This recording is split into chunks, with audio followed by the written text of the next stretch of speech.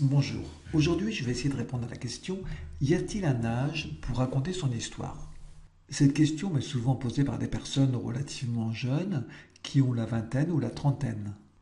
Ils ne se croient pas légitimes en décidant de raconter leur histoire dans un livre.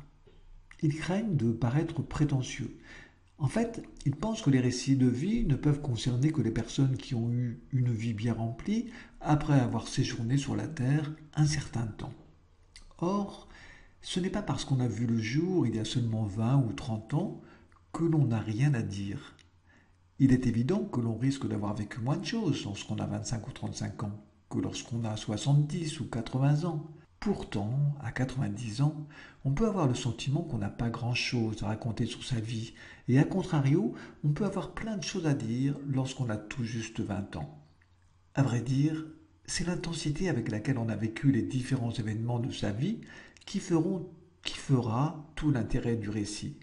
Autrement dit, la qualité d'une autobiographie ne se mesure pas à la longueur d'une vie. D'ailleurs, j'aimerais faire un parallèle avec la personne qui n'a jamais quitté son village et qui pourtant a tant de choses à dire, et des choses passionnantes. Peut-être même davantage de choses à dire qu'une personne qui aurait fait 3 fois le tour du monde en montgolfière ou qui aurait descendu l'Amazone en pirogue.